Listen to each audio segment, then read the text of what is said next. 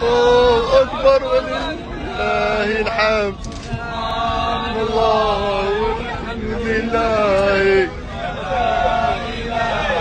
إلا الله الله أكبر الله أكبر الله. سال 2024 ایویشن انڈسٹری کے لیے کوئی اچھا سال نہیں تھا. سال کے اختتام پر ہی 4 اہم ترین حادثوں نے سال کو اداس ترین یادوں کے ساتھ رخصت کیا. پہلا حادثہ پیش آیا 25 دسمبر کو آذربائیجان کی ایئر لائن ایمبرر ای جیٹ کے ساتھ.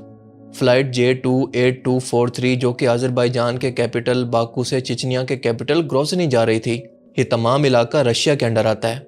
پائلٹ 3 بار لینڈنگ کی اجازت مانگتا ہے لیکن اس کو اجازت نہیں ملتی اور 450 کلومیٹر دور ایسٹ کے اندر اکا-2 آذربائیجان کی طرف جانے کا کہا جاتا ہے، لیکن اسی دوران اچانک اس جہاز کے اندر آگ لگ جاتی ہے اور اپنا اصل روٹ بدلنے کے بعد راستے کے اندر ہی اکا-2 آذربائیجان کے ایئرپورٹ پر کچھ کلومیٹر پہلے یہ طیارہ کریش کر جاتا ہے. اس پلین کے اندر ٹوٹل 67 لوگ سوار تھے جن میں سے 38 کی ڈیتھ ہو چکی ہے اور زیادہ تر لوگوں کا تعلق تھا آذربائیجان، کرغزستان، قازقستان اور رشیا سے. ابتدائی انویسٹیگیشن کے مطابق اس حادثے کی وجہ دراصل جہاز میں لگنے والی آگ کی وجہ سے اس کے نیویگیشن سسٹم کا خراب ہو جانا تھا اور یہ آگ لگی تھی رشیا کی ایرو اسپیس سے گزرتے ہوئے اس کے ڈیفنس سسٹم کی طرف سے ایک راکٹ اس پر فائر کرنے کی وجہ سے. اب ظاہر ہے کہ یہ ایک ٹیکنیکل غلطی تھی اس میزائل سسٹم کی، کیونکہ اسی دوران وہ یوکرین کی طرف سے آنے والے ڈرونز کو ٹارگٹ کر رہا تھا اور اسے سمجھ ہی نہیں آئی کہ یہاں پر ایئر لائن کا جہاز بھی گزر رہا ہے نہ کہ کوئی ڈرون. لیکن اس ایک غلطی کی قیمت 28 لوگوں کو اپنی قیمتی جانیں دے کر چکانی پڑی. کریش سے کچھ ہی دیر پہلے تک یہ جہاز ہوا کے اندر یوں ہی اڑتا رہا اور اس دوران سبھی لوگ شدید پینک کے اندر تھے. انہیں اپنی موت سامنے نظر آ رہی تھی اور جہاز کے اندر موجود ویڈیو سے یہ خوف آسانی سے ان کے چہروں پر دیکھا جا سکتا ہے. لیکن اسی دوران ایک شخص اس موت کو قبول کر کے انتہائی پرسکون انداز کے اندر کلمہ کا ورد کر رہا تھا جس کا تعلق تھا آذربائیجان سے. حیرت انگیز طور پر کریش کے بعد یہ شخص موجانہ طور پر بچ گیا، کیونکہ کہتے ہیں نا کہ جسے اللہ رکھے اسے کون چکھے، یا جس شخص کی موت کا بھی وقت نہیں آیا اسے دنیا کی کوئی بھی طاقت موت نہیں دے سکتی. بالکل اسی طرح سے اس شخص کو موت قریب سے دیکھ کر دوسری مرتبہ دوبارہ زندگی ملی.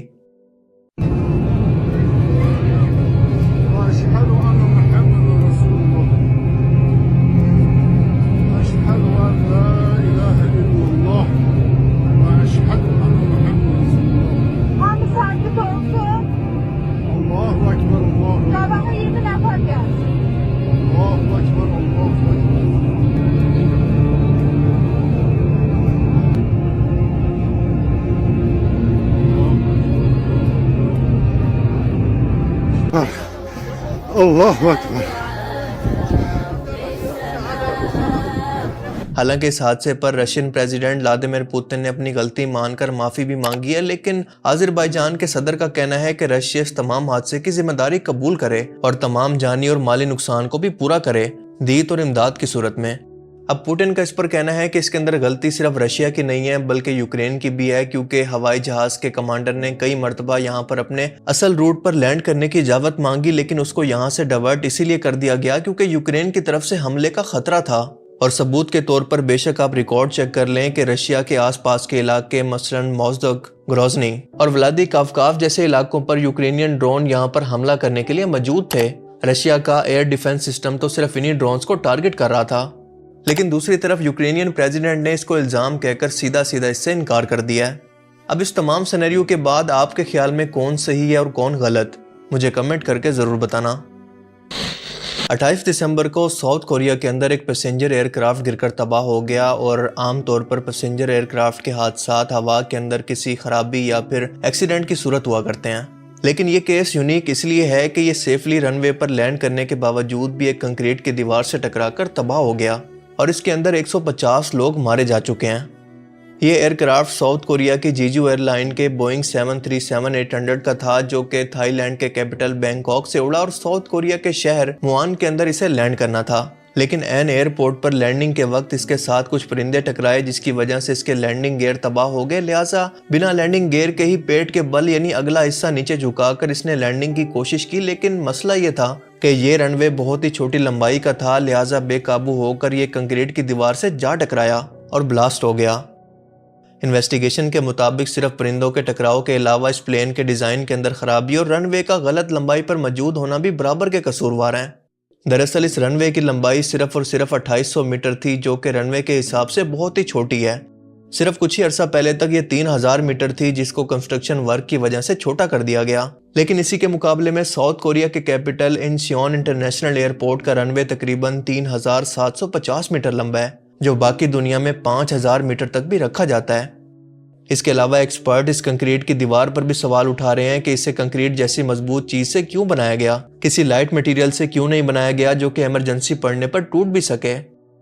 मुआन एयरपोर्ट जहां पर मौजूद है, यहाँ पर आइलैंड और समंदर मौजूद है, जहां पर बाकी दुनिया से हिजरत करके आने वाले परिंदे आराम करते हैं, और इसी वजह से यहाँ पर परिंदों के साथ अक्सर टकराव लगा रहता है। इसके अलावा बैंकॉक से मुआन का ये रूट सिर्फ 21 दिन पहले ही शुरू हुआ था, जिसके अंदर सेफ्टी स्टैंडर्ड को नजरअंदाज किया गया। इस तैयारे के अंदर टोटल 181 लोग सवार थे और सिर्फ 2 लोगों को बचाया जा सका है, और 179 यानी 179 लोग इसके अंदर मारे जा चुके हैं।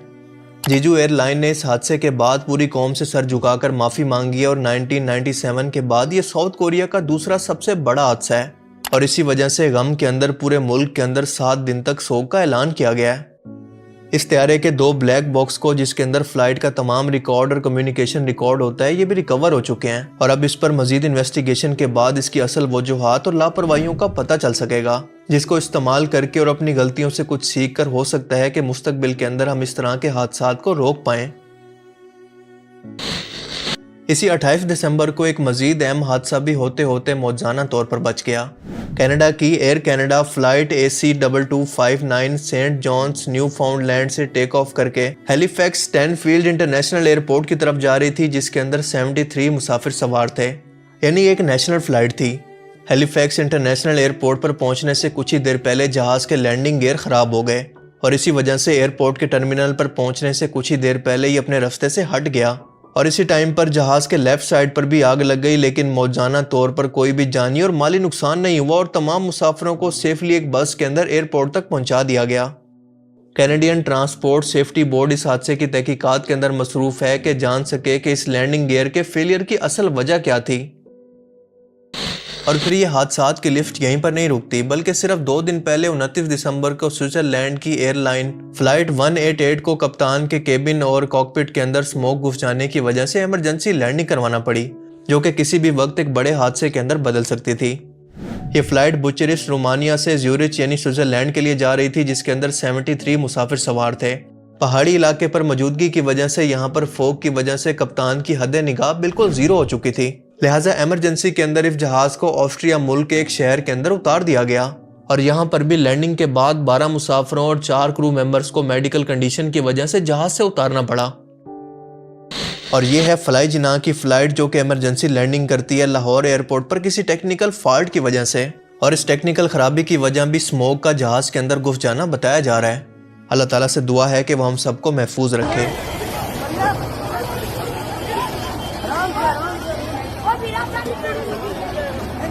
अल्हम्दुलिल्लाह कुछ नहीं अल्लाह बचा गया साहब, ये जान का मसला हो गया था, बड़ी मुश्किल से अल्लाह ने जान बचाई। दोस्तों, आपके ख्याल में सिर्फ 1 माह के अंदर इस तरह के 4 से 5 हादसात क्या एविएशन सिस्टम के फेलियर की तरफ इशारा करते हैं, जिसे मजीद अपग्रेड करने की जरूरत है, या फिर ये महज इत्तफाक है? क्योंकि आज भी अगर हम जमीनी ट्रैफिक हादसात या फिर ट्रेन हादसात की रेशो को देखें तो एयरलाइन का सफर बहुत ही महफूज है। वैसे तो एविएशन इंडस्ट्री के अंदर क्रैश लैंडिंग जिसके अंदर कोई जानी व माली नुकसान ना हो, ये बिल्कुल कॉमन सी बात है, लेकिन आज़रबाईजान और साउथ कोरिया का मामला इंतहाई अफसोसनाक है, क्योंकि एक भी इंसानी जान इंतहाई कीमती है। बाकी आप इस बारे में क्या सोचते हैं? अपनी कीमती राय का इज़हार कमेंट सेक्शन में ज़रूर करें। Thanks for watching this video.